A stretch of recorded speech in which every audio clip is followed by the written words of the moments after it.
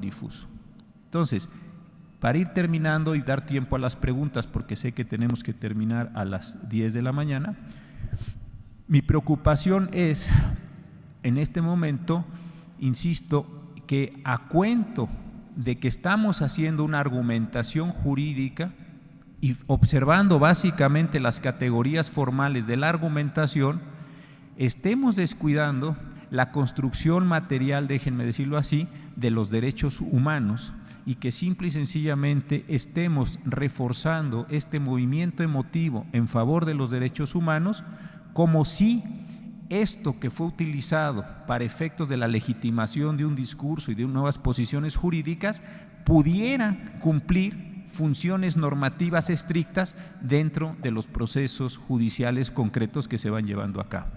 Creo que una cosa es seguir utilizando el discurso, es toda una antropología muy importante la que nos genera, hasta una antropología constitucional la que nos está generando el discurso de los derechos humanos. Eso es central e importante, pero creo que como abogados, como juristas, como juzgadores, como funcionarios, sí tenemos que tener la capacidad para rehacer ese discurso emotivo, llevarlo a formas jurídicas y entonces sí permitirnos y hacer funciones normativas mucho más concretas.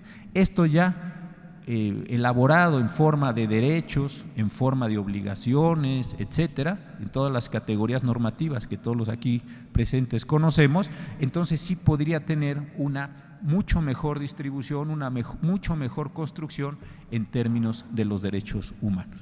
¿Por qué?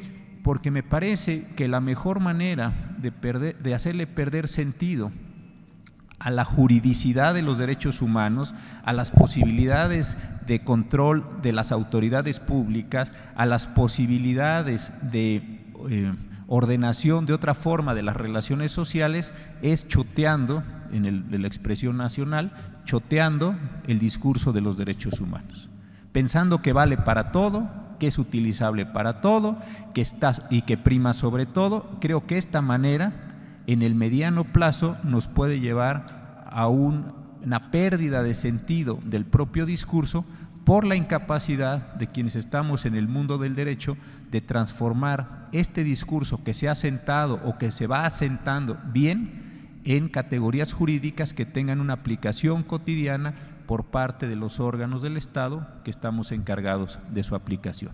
Yo con esto dejaría esta breve introducción y estoy a sus órdenes para contestar las preguntas por el tiempo que los organizadores me otorguen. Muchas gracias.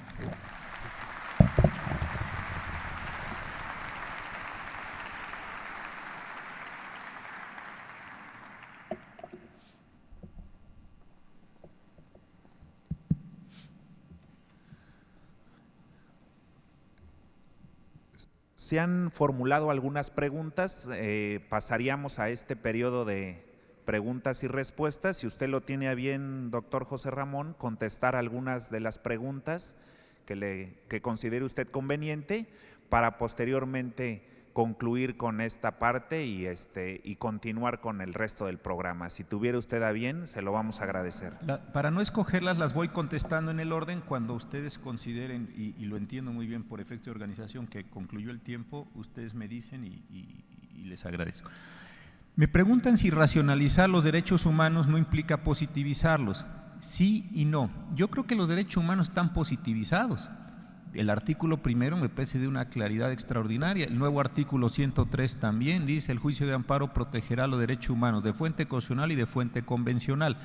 Yo creo que lo que hay que hacer es que una vez que están positivizados, déjenme decirlo así, tomarnos la positivización en serio y reformular las categorías que se están dando.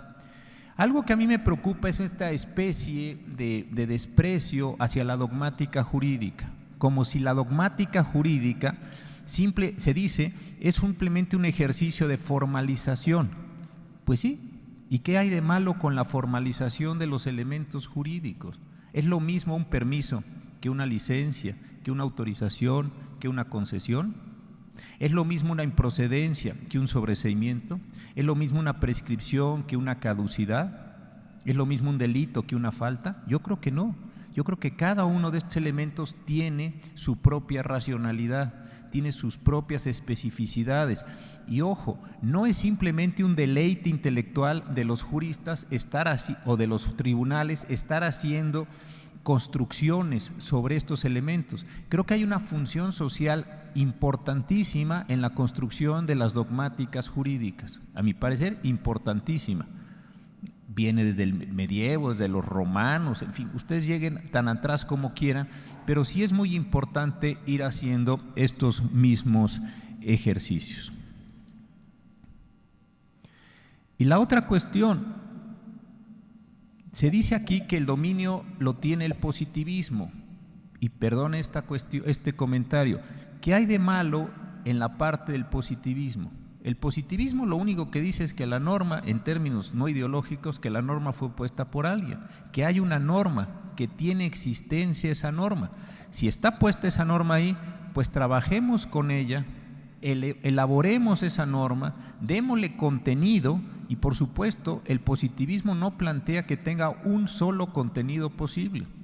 Si el autor, para mí más importante, el positivismo es Kelsen, y Kelsen en el último capítulo de la segunda edición de la teoría pura dice que la norma superior es respecto a la inferior un marco de significaciones posibles, pues yo creo que el propio Kelsen se daba cuenta que no hay una idea del positivismo como una condición estrecha, formal, conservadora de las normas jurídicas. Ese es precisamente el problema que yo quería plantear al comienzo.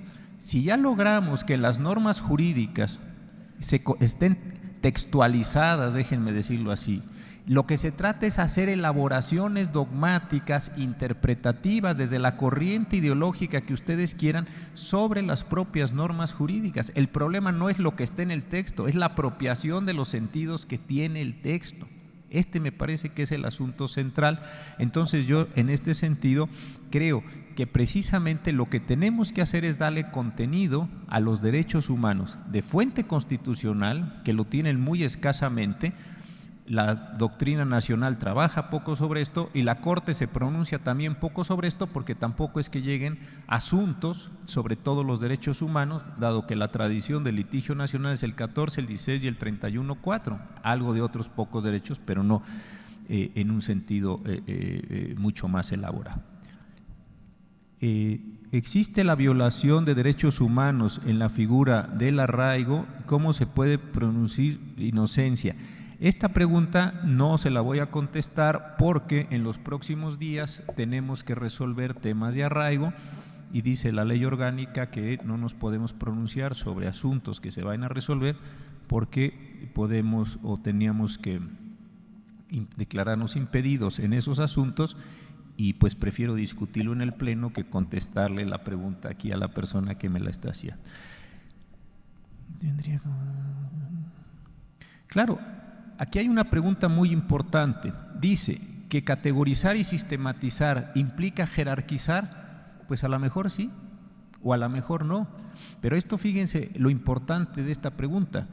Una vez que uno los empieza a conceptualizar, habrá personas que digan que ciertos derechos son de jerarquía superior, habrá otros que digan que todos son iguales, que no tiene ningún sentido hacer diferenciación entre los derechos de libertad y los derechos sociales, etcétera, etcétera, etcétera. Precisamente ahí empieza un debate muy importante. ¿Por qué? Porque hoy en día el contenido de esta pregunta no existe, no está en la discusión pública. Entonces, lo que la sociedad también está haciendo, y esta es otra forma de ver el problema, es delegarnos a nosotros, los juzgadores, y en particular los ministros de la Suprema Corte, prácticamente toda la operación sobre la Constitución. Si tuviéramos una dogmática de derechos humanos más fuerte, la propia dogmática, como el único control social al que está impuesto el tribunal de máxima instancia de un país, porque no pueden ser revocadas sus decisiones, lo que esa propia dogmática constitucional hace es ir orientando y delimitando los campos en los cuales se puede mover la propia Suprema Corte. Si no hay dogmática de derechos humanos, pues la Corte está en una posición prácticamente de libertad absoluta, lo cual yo también creo que es muy peligroso. Me parece mucho más razonable decir, hay una crítica social, la crítica social a través de artículos especializados, a través de justamente de una dogmática, no a través del insulto a los ministros, va precisando qué cosas sí y qué cosas no son posibles o razonables o se van planteando distintas hipótesis en este sentido.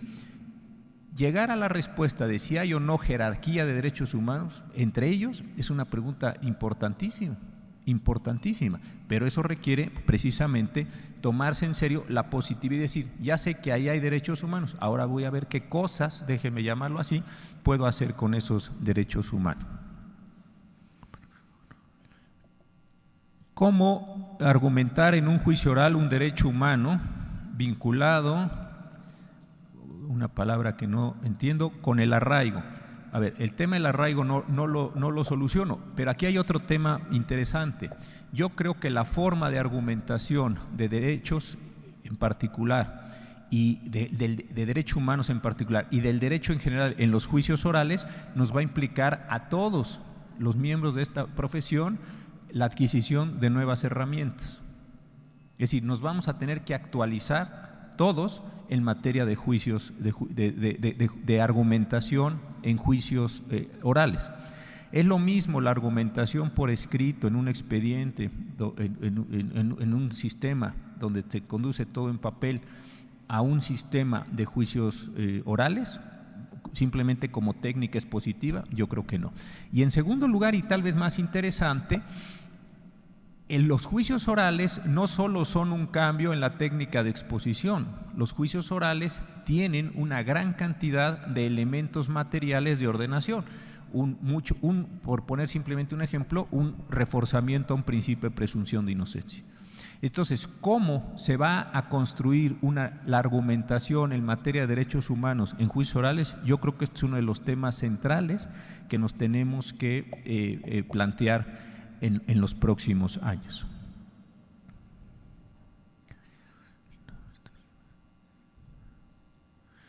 ¿Qué me parece el cambio del nombre de Estados Unidos mexicanos a de México? Pues así, con mucho respeto, ocioso. ¿Cuál es su opinión referente al trabajo que se realiza en las comisiones estatales de derechos humanos? Yo creo que es un trabajo muy importante en general en las violaciones concretas, pero creo que hay un punto que es muy importante que no se ha utilizado, y es la facultad que tienen las comisiones locales de presentar acciones de inconstitucionalidad respecto de las leyes locales, las estatales, que es el sentido de la pregunta, que considere la comisión que se han violado derechos humanos. Hace algunos años fue ponencia del señor ministro Azuela, tuvimos una acción de inconstitucionalidad muy importante en materia de justicia para adolescentes en el estado de San Luis Potosí. Fue muy importante no tanto por la declaración de inconstitucionalidad de los preceptos de la ley de San Luis, sino porque la Corte reconstruyó todo el sentido del artículo 18 constitucional en materia de qué sí y qué no debía haber en los juicios contra adolescentes. ¿Qué quería decir que fueran especializadas las autoridades? ¿Qué quería decir reinserción social? Es decir, gracias al asunto de San Luis y con independencia, diría yo, de cuántas normas les declaramos inconstitucionales, se pudo hacer una elaboración muy importante que ha servido como estándar para otros estados que no habían emitido la legislación, como lo había hecho San Luis Potosí, u otros estados que estaban tratando que ya habían legislado, pero que pudieron acomodar. Ahí creo que las comisiones de derechos humanos de los estados debieran ser más activas, porque tienen una muy poderosa herramienta para, repito, no solo, que esto es a lo mejor no es que sea menos importante, pero no solo para cuestionar la constitucionalidad, sino para forzar a la Corte a dibujar escenarios o posibilidades muy amplias en materia de lo que sí y lo que no son derechos humanos. Me preguntan algo sobre el caso de la señora Cassés, que es un asunto sub iudice, que no puedo en este momento constar. La dignidad es porque tenemos el asunto para verse pronto. La dignidad es una categoría de los derechos humanos. Es bien interesante la pregunta, y otra vez es una construcción dogmática. La dignidad es un presupuesto como decían algunos autores cuando hice la tesis doctoral en España, ¿qué es un presupuesto? La dignidad es un concepto específico, la dignidad se modaliza con la discriminación. Estos son justamente estas preguntas las que a mí me llevan a sostener hipótesis como las que hoy sostuve en esta charla, para efectos de decir, sobre esto es precisamente lo que tenemos que trabajar. Dentro de la argumentación jurídica, ¿cómo considera pertinente construir la base de la fundamentación normativa de los derechos humanos en la impartición de justicia? No sé si entiendo muy completamente la pregunta, por una deficiencia mía, no de la persona que hace la pregunta. Bueno, en un proceso, pues evidentemente se tienen que aplicar distintos derechos humanos, no todos. No hay una serie, el derecho de asociación, pues es difícil que uno piense cómo se aplica en un proceso, salvo que el objeto del proceso sea el propio derecho humano. En consecuencia, creo que otra vez hay que identificar cuáles son los derechos humanos que específicamente tienen aplicación en un proceso. Me parece, si estoy entendiendo bien la pregunta, ¿cuáles serían estos derechos humanos? Y consecuentemente, pues darles el contenido que cada uno de ellos va teniendo. Por ejemplo, este concepto antiguo del artículo 14 de la Constitución, formalidades esenciales del procedimiento, que sí, que no, son las formalidades del procedimiento. Y después, creo que en términos de argumentación, insisto, tener la suficiente claridad conceptual para, respecto de cada uno de los elementos que se hayan considerado, en mi ejemplo, formalidades esenciales del procedimiento, irle dando sentido, irle dando ritmo, irle dando su articulación en esos mismos casos. Me acaban de pasar una tarjeta donde dice que el tiempo ha concluido. Les agradezco las preguntas, me quedo con algunas, sí puedo contestarlas porque no son de las que estoy impedido o imposibilitado hacerlo para no incurrir en el impedimento, y tienen correo electrónico, se las contesto la semana entrante, y les agradezco mucho la atención.